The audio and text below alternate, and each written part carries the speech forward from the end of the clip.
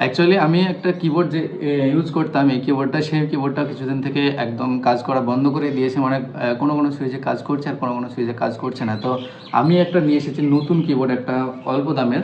তো এই কিবোর্ডটা আমি নিয়ে এসেছি তো আমি ইউজ করার জন্য। তো এই কিবোর্ডে কী কী আছে এবং কেমন ব্যবহার করতে কেমন লাগছে সেই ভিডিওটা আমি আজকে তুলে ধরবো। এই কিবোর্ডটার আনবক্সিং করে দেখাবো। আর একটা কিবোর্ড কিনতে গেলে কোন কোন বিষয়ের দিকে তোমার সবথেকে বেশি নজর রাখতে হবে সেই সব বিষয়ে আজকে কথা বলবো। তো ভিডিওটি শেষ পর্যন্ত দেখো। আর চ্যানেলে আসার জন্য অসংখ্য ধন্যবাদ। ভিডিওটি ভালো লাগলে একটা লাইক করবে, আর কোনো কিছু জানার থাকলে অবশ্যই নিচে কমেন্ট করে জানাবে। তো চলো ভিডিওটি শুরু করা যাক।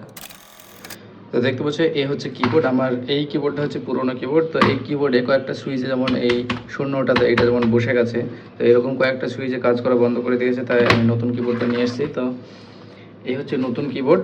তো চলো দেখা যাক কিবোর্ডের ভেতরে বাক্সের ভেতরে কী কী আছে। তো প্রথমে এখানে ল্যাপক্যাডের একটা ব্র্যান্ডিং আছে, এখানে কিবোর্ডের একটা ছবি দেওয়া আছে, আর বাদবাকি এখানে পেছনে কিছু ডিটেলস দেওয়া আছে। তোমরা পজ করে দেখতে পারো ভিডিওটি। তেমন কিছুই নেই, তো চলো খুলে দেখি।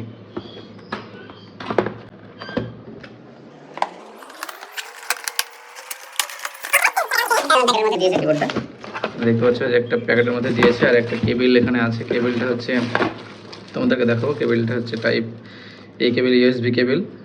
এই যে ইউএসবি কেবিল, তার সঙ্গে বেশ লম্বা এই কেবিলটা অ্যাকচুয়ালি কিবোর্ডের কেবিলটা যদি লম্বা হয় তো খুবই সুবিধা হয়, যে কিবোর্ড দেখতে পাচ্ছ বেশ লম্বা আছে, তো কাজ করে খুবই সুবিধা হবে।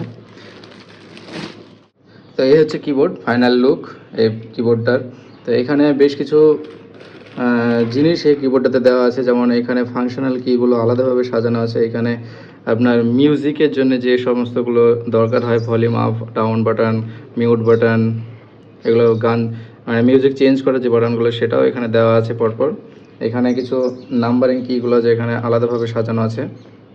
এটার এইখানেও আছে নাম্বারিং কিগুলো, এখানেও আছে, কিন্তু এখানে আলাদাভাবে গচ্ছিত আছে। তো এইটা একটা খুব সুন্দর বিষয় যে নাম্বারগুলো টিপতে আর এইখানে আসতে হবে না, আপনি এক জায়গায় সমস্ত নাম্বারগুলো পেয়ে। কিবোর্ডের সম্বন্ধে আরও কিছু ডিটেলসে বলে দিই, আর একটা কিবোর্ড কিনতে গেলে কি কি বিষয়গুলো লক্ষ্য রাখতে হবে সেই সব বিষয়ে কথা বলে নিই। তো কিবোর্ডের ফাইনাল লুকটা তো দেখে নিলে, এবার চলো বলে দিই যে একটা কিবোর্ড কিনতে গেলে কোন কোন বিষয়গুলো তোমরা সব থেকে বেশি লক্ষ্য করে রাখবে।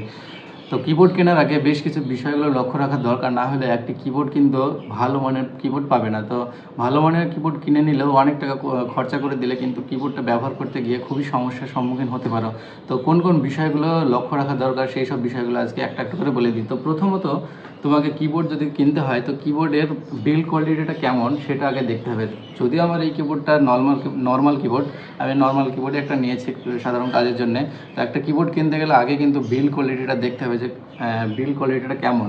একটা শক্তপোক্ত কিন্তু কিবোর্ড একটা তোমাকে নিতে হবে। দ্বিতীয় নম্বরে আছে এই যে কিবোর্ডের যে সুইচগুলো আছে, কিগুলো আছে, সেই কিগুলো কত তাড়াতাড়ি রেসপন্স হচ্ছে সেই সব বিষয়গুলো লক্ষ্য রাখতে হবে। যে তুমি যদি একটা কিবোর্ড কিনতে যাও তার প্রথমে কিবোর্ডটা নিয়ে এই সুইচগুলো চেপে চেপে দেখবে যে কত সুন্দর ক্লিকই হচ্ছে। আমার একটা সাউন্ড শুনলে বুঝতে পারবে যে কত সুন্দর ক্লিকই হচ্ছে।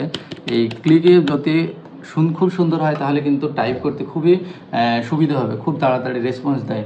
আর তার থেকে আরেকটু বেশি গভীরে যদি বলতে যাই তাহলে এই কিবোর্ডটার এই যে ওয়ার্ড কি, ফাংশনাল কি আর নাম্বারিং কি, এই কিগুলো যে ঠিকঠাক সাজানো আছে কিনা বা আলাদা আলাদা আলাদা আছে না একসঙ্গে আছে, সেই সব বিষয়গুলো কিন্তু লক্ষ্য রাখতে হবে। তো আমার এই কিবোর্ডটাতে দেখতে পাচ্ছ যে একদিকে এইখান থেকে এতটুকু এরিয়াতে কিন্তু এখানে আছে তোমার ওয়ার্ড কিগুলো পরপর সাজানো আছে, এখান থেকে এতটুকুতে ওয়ার্ড কিগুলো আছে। উপরে দেখতে পাচ্ছ যে ফাংশনাল কি, এখান থেকে F1 F2 F3, এই যে ফাংশনাল কি, এগুলোকে বলা হয় ফাংশনাল কি, পরপর সাজানো আছে ফাংশনাল কি। তার সঙ্গে উপরে কিন্তু আছে দেখতে পাচ্ছ যে মিউজিক, যে volume up down volume, music change করা যে অপশানগুলো সেগুলো কিন্তু এখানে পরপর দেওয়া আছে। এখানে তুমি দেখতে পাচ্ছ যে এখানে দেওয়া আছে।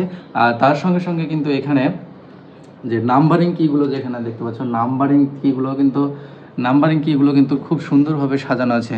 তো এইরকম আলাদা আলাদা যদি নাম্বারিং কি এবং ওয়ার্ড কি এবং ফাংশনাল কি যদি খুব আলাদা আলাদাভাবে সুন্দরভাবে সাজানো থাকে তাহলে কিন্তু কিবোর্ডটাকে বিভিন্ন কাজের সময়, অফিসিয়াল কাজ বা অন্যান্য কাজের সময় কিন্তু ইউজ করতে খুব সুবিধা হয়। এখানে ওখানে খুঁজে বেড়াতে হয় না, সব পরপর আলাদাভাবে সাজানো থাকে, তাহলে ইউজ করতে খুব সুবিধা হয়। তো এই হচ্ছে একটা কিবোর্ড কিনতে গেলে এইসব বিষয়গুলো কিন্তু খুব নজরে রাখতে হবে, তবেই একটা ভালো মানের কিবোর্ড কিনে সেটা ভালোভাবে ইউজ করতে পারবে। না হলে কিন্তু কিবোর্ড অনেক টাকা দিয়ে কিনে ফেলছো, কিন্তু কিবোর্ডটা ইউজ করতে গিয়ে খুবই সমস্যার সম্মুখীন হতে পারো।